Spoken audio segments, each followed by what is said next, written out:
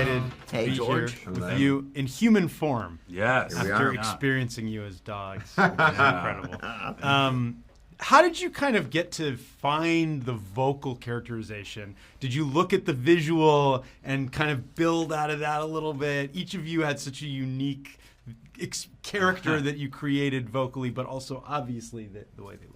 Yeah. Let's go down the line. I mean, for me, it was seeing an image of Sterling, reading the description, and it kind of just came together right away. It was like, this guy he's rich, he's cocky, he's self-assured, but he doesn't really do anything. He's not a threat because he's just so, just sort of delicate. So really a country club, the head of the, Chris came to mind, and I just played with that. Yeah. Yeah, I did a different voice initially, and Genndy was like, no, you're perfectly cast as a dog that wants to hump everything. So we're going to keep you right where you're at. Yeah, don't do what you're doing. Your just voice, it as yourself. Your voice is perfectly cast as Bull. So I did have to put on too much, which made it kind of easy. Interesting. Can you tell me a little bit about that first voice attempt? What was it like? Yeah, show us. I mean, I think it was a little...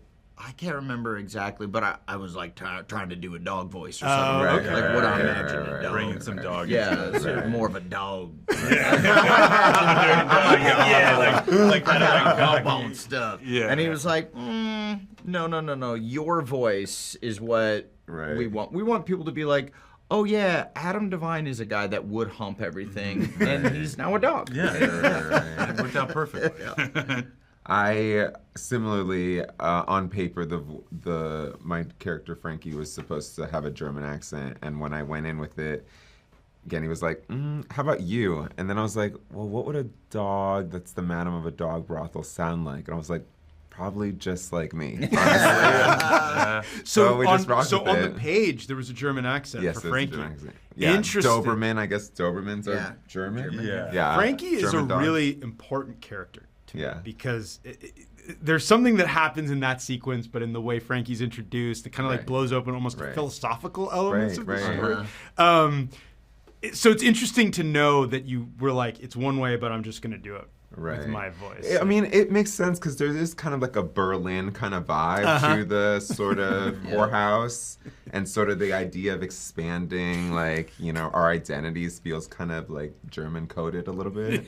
And like the best kind of ways of German culture, What were the most shocking things to you about the jokes, the comedy, the visuals? Because like for an audience member, it hits you pretty hard, pretty fast. You're just like, whoa, okay, it's like this now. But I'd like to hear each of you talk about that. I mean, really, it was the visuals. And I think, the first thing in the movie is the two dogs having sex in the park, and they're just like going at it. And I was like, oh.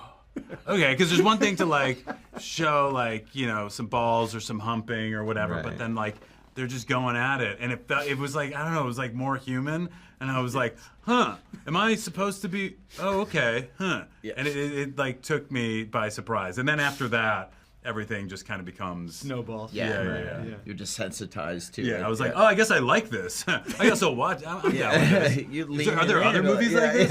TV shows out there? Not really. Not really. Unfortunately. Well, what I liked about it is it felt like you're sort of jumped into it right away, and then you get a little desensitized to it, but then there ends up being so much heart in the movie that by the end you feel really good about watching it. Unlike you watch like a X-rated movie, and when you click out of it, you're like, I'm a disgusting pig. I feel great. We jump in. There's kind of an adoption scene, but one of the first scenes is just he's going at it, and like from there you're like, wow, okay, it's funny, it's like this, but then somewhere in the middle there's like philosophy and like life stuff happening, and like when you guys were reading it, did you feel that sort of like, oh wow? Like, I had one dignified tear that fell down my face like in the third act. I was like, love this. Yeah. That's awesome. Well, I got to wrap up. Thank you guys so much. Thank you so much. Thank you. Take care.